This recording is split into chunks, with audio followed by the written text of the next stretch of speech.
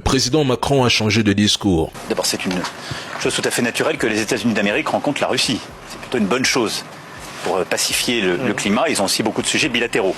Et de la même manière que si demain nous avons un appel, et ce que nous ferons, et un rendez-vous avec la Russie, on peut aussi avoir des choses bilatérales.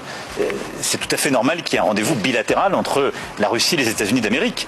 Enfin, il va donc se battre aussi pour obtenir un rendez-vous à venir.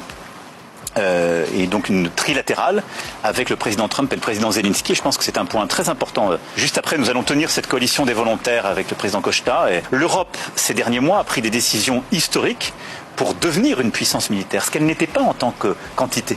Hier, le président Macron refusait catégoriquement toute rencontre Trump-Poutine sans Zelensky. Aujourd'hui, il accepte et espère simplement que Zelensky sera convié à une autre réunion incroyable. Lui qui réclamait hier le soutien total de l'OTAN à l'Ukraine et annonçait le déploiement de troupes, nous explique aujourd'hui que l'absence de l'OTAN serait finalement une bonne chose.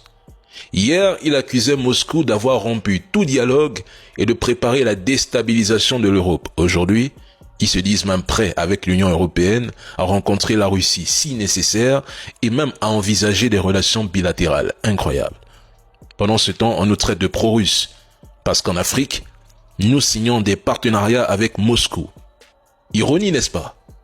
La guerre ravage le continent européen, mais l'Europe n'hérite que du rôle symbolique de coalition volontaire, tandis que les véritables décisions se prennent entre Washington et Moscou. Et quand nous affirmons ici que l'Europe est soumise, inféodée, dépendante et privée de toute souveraineté, leurs agents numériques se ruent pour nous attaquer. Il ose affirmer que l'Europe a pris des décisions historiques pour devenir une puissance militaire. Lesquelles? Acheter encore plus d'armes aux États-Unis, gonfler sa contribution au budget de l'OTAN, signer des accords déséquilibrés qui lient un peu plus votre continent à Washington. Lesquelles? C'est la capitulation de l'Ukraine. C'est tout.